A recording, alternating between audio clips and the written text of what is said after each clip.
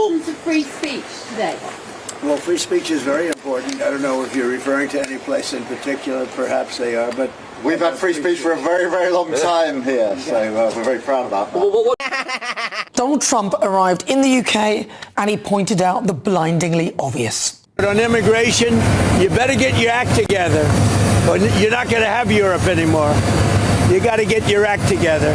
Biden was a total stiff, and what he allowed to happen, but you're allowing it to happen to your countries. And you got to stop this horrible invasion that's happening to Europe. Lies, lies, lies. And I know for saying that he's going to be in trouble, but I'm like, if you have a minority coming into a country and they get more help if they make babies, don't you think that minority is in a position of power and they might beat the population that has to pay for them to exist? This immigration is killing Europe. We're being invaded.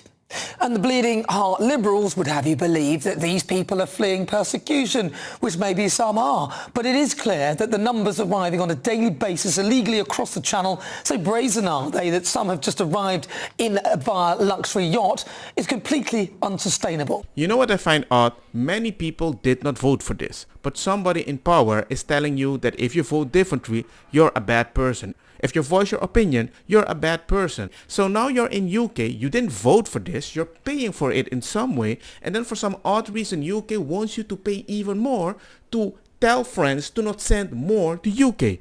Don't everybody believe in Google? Go Google that shit, see what I'm talking about. That now they're trying to escape to UK, that makes me wonder, oh my God.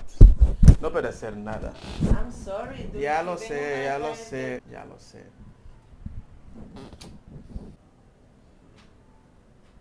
Okay, and not just the UK. That's the worst part of it.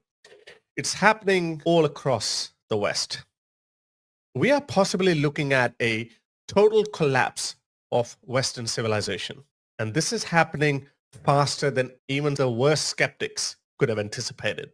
We have areas in the UK that are totally occupied by people who have nothing to do with Britain, who don't see themselves as British. They see themselves belonging to the culture that their parents left, or in some cases, their grandparents left many decades ago.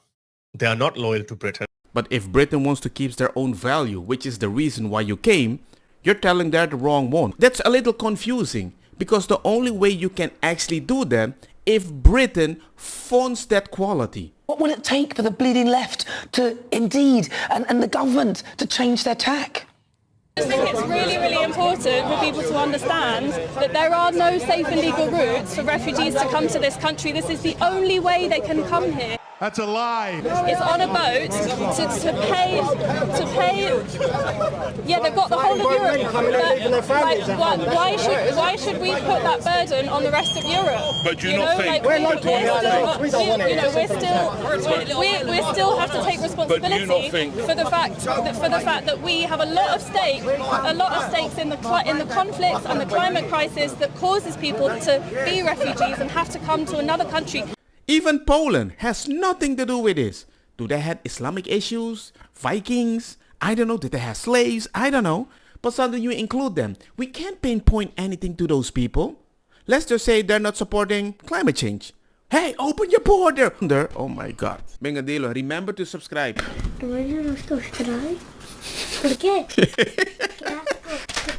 Climate change that I'm doing here is affecting them in their own country?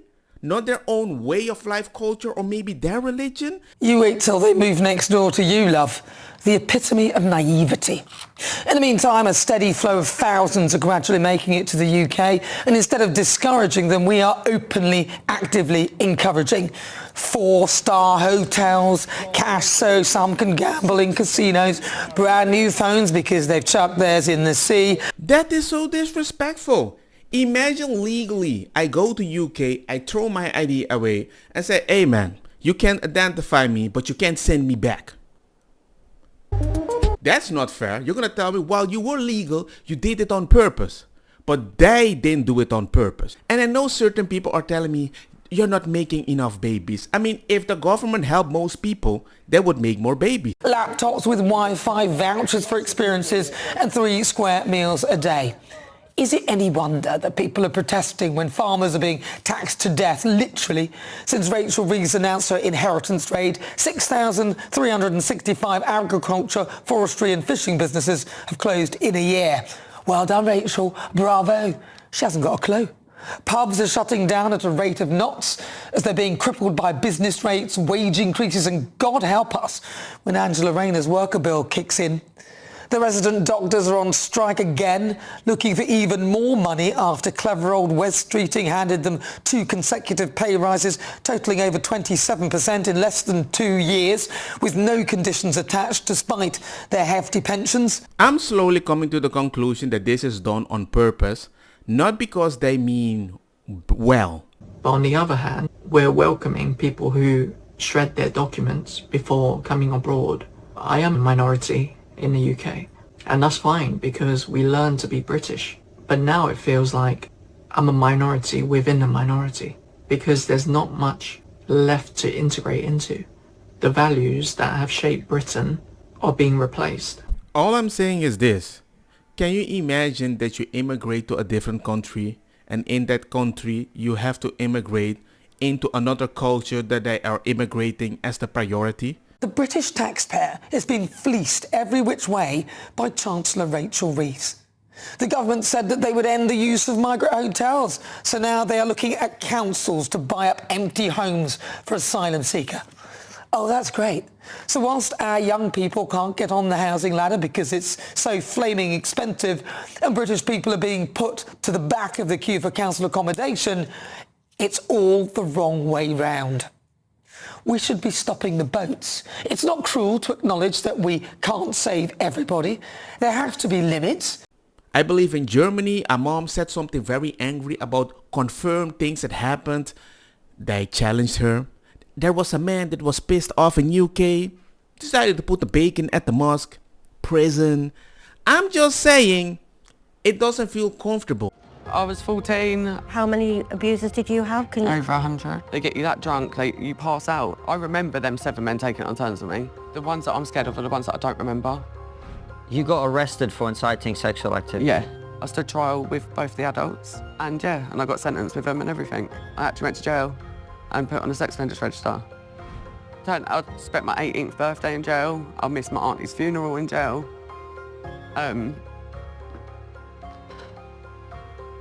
Lost a lot of my life. I lost my childhood, obviously, due to the abuse. They have sacrificed children like Jade on the altar of political correctness. It's not just the perpetrators that have done this to me. It's the police, it's social services, it's the court. People that sent me to jail, it's all of them. We've had free speech for a very, very long time here, so... And now this is happening and you can't call it out. And because of political correctness, they're treating you secretly like you might be in another country with different laws. But if you call this out, you're a bad person. So you better go on a podcast and talk about it. This is the new feminism in Western countries at certain places. You have to be careful to speak like that. You know, I'm tempted to lead a double life. Throw away my wig, you'll never recognise me. Go to France, pay a smuggler, get on a dinghy, chuck away any passports, get back to the UK, pretend to be seeking asylum and live rent-free for a few years. I can then get rid of all my debts, stop paying bills and just reappear later as a British citizen. The way to make it work is to smash the gangs that are running the vile trade. I don't think you dare to smash the gang because you're afraid you're going to be called Islamophobic by your own law. And you need the Islamic vote to stay in power. Yeah, smash the gangs. That has royally failed, as has reducing the use of migrant hotels.